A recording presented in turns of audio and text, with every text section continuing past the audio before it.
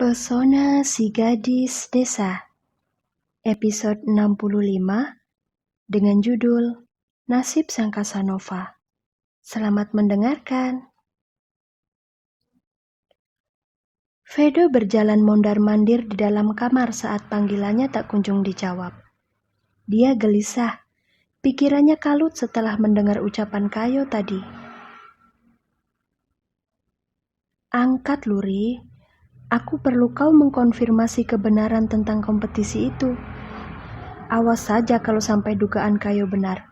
Malam ini juga aku akan langsung menculik dan menikahimu, gumam Vedo seperti orang gila.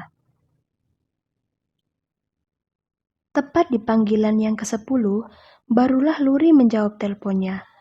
Vedo kemudian menarik nafas dalam-dalam sebelum mencecarnya dengan banyak pertanyaan yang sudah berkecamuk sejak tadi. Halo sayang, kau kemana saja? Kenapa lama sekali menjawab panggilanku? Apa yang sedang kau lakukan? Dan juga tolong beritahu aku tujuanmu mengikuti kompetisi itu. Kau tahu tidak kalau aku hampir menjadi gila gara-gara memikirkan hal ini? Hening. Dari banyaknya pertanyaan yang dilayangkan oleh Vedo, tak satu pun yang mendapat balasan dari Luri. Vedo kemudian menatap layar ponsel. Panggilannya masih terhubung. Tapi kenapa gadisnya hanya diam saja? Apa karena dia bicara terlalu cepat? Sayang, kau masih di sana kan? Kau dengar aku tidak? Tanya Vedo. Kali ini dia bertanya dengan sangat pelan. Khawatir kalau tidak mendapat respon seperti tadi. Kak Vedo, saat kau bertanya tadi kau tidak lupa bernafas kan? Tanya Luri dari seberang telepon. Tentu saja aku bernafas sayang. Nafasku hanya akan berhenti kalau kau pergi meninggalkan aku, jawab Vedo membual. Dia kemudian merebahkan tubuh kekarnya di atas ranjang. Hilang sudah kekhawatiran yang tadi Vedo rasakan begitu dia mendengar suara lembut milik gadisnya. Maaf kalau tadi aku lama menjawab telepon kakak. Aku sedang berada di kamar mandi untuk menyikat gigi dan membersihkan badan. Jangan marah, aku tidak kemana-mana dan tidak sedang bersama orang lain.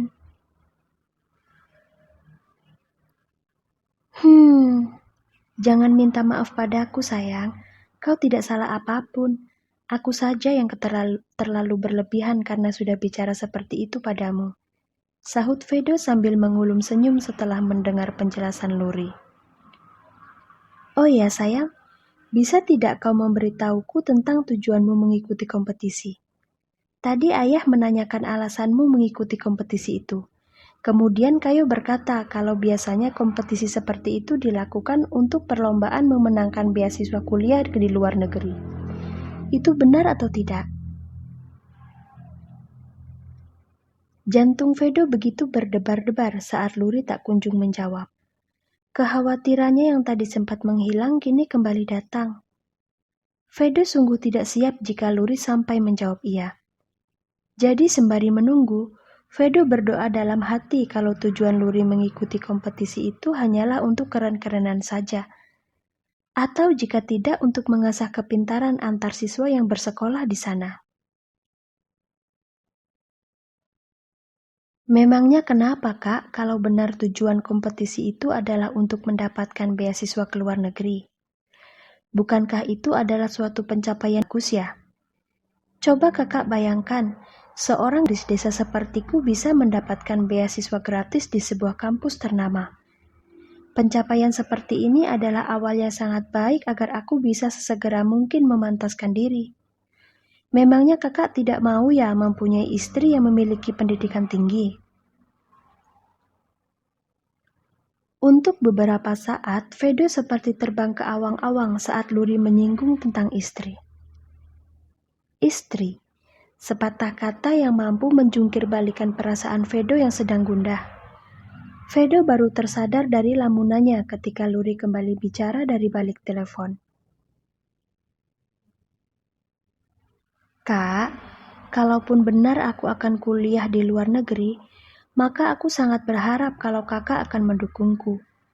Karena ini adalah salah satu jalan untukku meraih kesuksesan yang diidam-idamkan oleh ayah dan ibu. Tapi ini hanya perumpamaan saja ya, belum tentu benar. Benar atau tidak, aku tetap merasa keberatan, sayang. Kau di Shanghai saja itu sudah sangat jauh menurutku. Apa jadinya nanti kalau kau benar-benar melanjutkan pendidikan ke luar negeri? Aku jamin aku tidak akan sanggup, sayang. Kau ini ada-ada saja sih, Kak. Sudahlah, jangan bahas masalah itu lagi. Semuanya pasti baik-baik saja. Ngomong-ngomong, kakak sudah makan malam belum? Sekarang sedang apa? Aku sedang merindukanmu, dan tadi aku sudah makan malam bersama ayah, ibu, dan juga Kayo. Tapi sayang, benar kan kalau kau tidak sedang menutupi sesuatu dariku? Aku sangat takut ditinggal olehmu. Aku tidak mau, tanya Vedo yang masih khawatir. Entah kenapa dia merasa kalau Luri sedang memainkan sesuatu di belakangnya. Karena tidak biasanya Luri mengalihkan pembicaraan dengan cepat seperti tadi. Kak, yakin saja kalau apapun yang akan kulakukan adalah untuk kebaikan kita berdua. Entah itu aku akan pergi ke luar negeri atau tidak, yang jelas tujuanku hanyalah untuk masa depan. Kakak harus percaya kalau aku tidak akan mengkhianati apa yang pernah aku katakan. Jodoh memang Tuhan yang menentukan, tapi wajib hukumnya untuk kita terus berusaha. Kita sama-sama berdoa saja ya, semoga Tuhan telah mengatur nasib baik untuk hubungan kita. Jadi jangan khawatir, oke? Vedo diam merenung. Dia semakin yakin kalau Luri sedang menutupi sesuatu hal darinya. Tapi apa? Mungkinkah Galang telah berhasil merebut hatinya? Jika iya, maka bersiaplah terjadi perang dunia ketiga. Vedo tidak akan pernah rela gadisnya dimiliki oleh pria lain selain dirinya. Luri hanya miliknya. Dialah yang pertama kali melihatnya di Shanghai. Kak Vedo, bagaimana kabar Paman Mateo dan Bibi Abigail? Mereka baik-baik saja kan? Bersamaan dengan pertanyaan Luri, pintu kamar Vedo diketuk dari luar. Kesal karena ada yang mengganggu waktunya, Vedo dengan malas berjalan untuk membukanya. Dia lalu menarik nafas panjang begitu melihat senyum jahat di bibir sang adik. Apa aku mengganggu? Tanya Kayo dengan sengaja. Dia bosan berada di kamarnya sendiri, jadi memutuskan untuk mengganggu sang kakak yang sedang asik mengobrol dengan Luri. Sangat. Pergi sana, jangan mengacau. Usir Vedo sambil mengibaskan tangan di depan wajahnya Kayo. Kau adalah kakak terkejam yang pernah aku kenal, Kak. Sungguh malang gadis yang akan menjadi istrimu nanti. Aku turut prihatin. Kalau saja tidak ingat panggilannya masih tersambung, Vedo pasti akan langsung meneriaki adiknya ini. Benar-benar, entah apa yang dipikirkan oleh Kayo sampai tega bicara seperti itu ketika panggilan masih terhubung dengan Luri. Harga diri Vedo kan jadi sedikit tercemar. Luri, kau sebaiknya jangan mau menerima cinta dari pria jahat ini. Kakakku sebenarnya adalah seorang psikopat yang sangat mengerikan. Kau bisa kecewa jika tetap bersamanya. Teriak Kayo sebelum akhirnya pergi melarikan diri sebelum kakaknya mengamuk. Kayo sangat manis ya, Kak. Hubungan persaudaraan kalian pasti sangat seru. Seru apanya? Memangnya kau tidak dengar tadi bagaimana dia menghancurkan nama baik kakaknya sendiri? Kau jangan salah menilai, sayang. Akan sangat berbahaya jika kita menilai seseorang hanya dari luarnya saja karena cover bisa menipu. Sahut Vedo bersungut-sungut sambil menutup pintu kamar. Dia lalu kembali berbaring di ranjang sembari mendengarkan deru nafas Luri yang begitu merdu. Mungkin karena kebiasaannya yang suka celup sana-sini, lama-kelamaan Vedo mulai terbakar gairahnya sendiri ketika pikirannya mulai terbayangkan sesuatu yang panas di tubuh Luri. Dia menjadi tidak fokus ketika bagian dari tubuhnya mulai bangun. Sialan, kenapa aku harus bergairah di saat yang tidak tepat sih? Bisa gawat kalau Lurim sampai menyadari suara nafasku yang berubah. Batin Vedo panik sendiri. Kak, kau baik-baik saja kan? Kenapa nafasmu terdengar begitu berat? Kau kenapa, Kak? Nah, benar kan? Baru saja Vedo membatin, sekarang Luri benar-benar menyadari perubahan nafasnya. Tak ingin ketahuan sedang menahan gairah, Vedo berusaha sekuat mungkin untuk mengatur tarikan nafasnya agar kembali normal seperti semula. Aku baik-baik saja, sayang. Tadi aku sedang membenamkan wajahku ke atas bantal. Makanya nafasku terdengar sedikit aneh. Tenang saja, oke? Jawab Vedo berkilah.